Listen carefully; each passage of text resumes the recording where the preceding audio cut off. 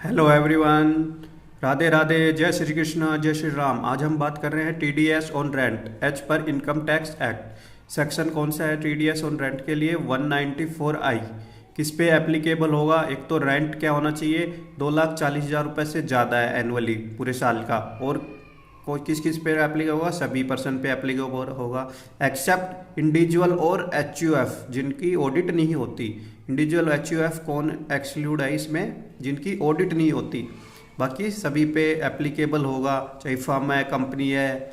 Individual HUF जिनकी audit होती है, ट्रस्ट है, सोसाइटी है, सब पे एप्लीकेबल हो जाएगा 194I।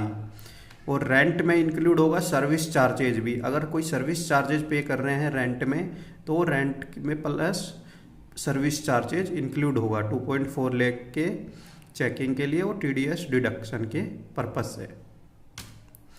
रेंट में क्या क्या किस किस चीज़ का रेंट इंक्लूड होगा? एक तो लैंड का, बिल्डिंग का, रेजिडेंशियल है या कॉमर्शियल, उससे कोई फ़र्क नहीं है।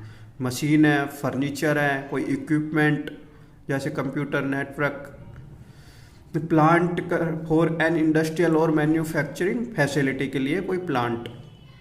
ठीक है जी।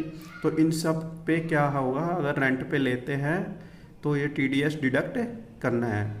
रेट ऑफ टीडीएस क्या है? प्लांट एंड मशीनरी के लिए 2% है, बाकी सबके लिए कितना होगा? 10%। ठीक है। और पैन नंबर नहीं है तो वो 20% है ही। Who will deduct? Resident tenant. ये सेक्शन 194I किस पे एप्लीकेबल है? रेजिडेंट पे, रेजिडेंट टेनेंट। और किस किस पर एप्लीकेबल नहीं होगा? एक तो रेंट ही कम है, पूरे साल का 2,40,000 रुपये से कम है। और एक इंडिविजुअल एचयूएफ जो इनका ऑडिट नहीं होता।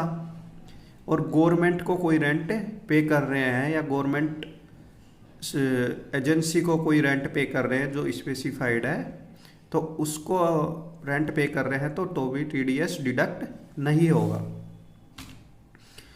और अब बात करते हैं section 194IB of income tax act.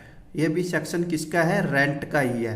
But ये एप्लीकेबल किस पे होता है? ओनली इंडिविजुअल और एचयूएफ पे।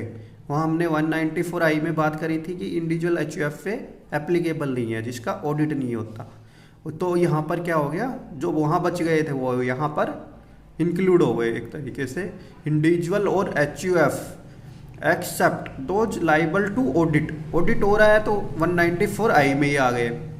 ठीक है जी। एप्लीकेबल किस पे हो गया? इंडिविजुअल एचयूएफ जिनका ऑडिट नहीं हो रहा। और रेंट क्या है? 50,000 रुपये महीने का या पार्ट ऑफ मंथ का क्या है? एक्सीड कर रहा है, ज़्यादा है, 50,000 रुपये से ज़्यादा है। तो रेट ऑफ टीडीएस क्या होगी? 5%। और पैन नंबर नहीं है तो वही सेम 20%। कब डिडक्ट करना है ये 194IB में? Last month of previous year, मतलब मार्च में, या लास्ट मंथ ऑफ टेनेंसी, जब तक हम रेंट पे रहे उसका लास्ट मंथ है।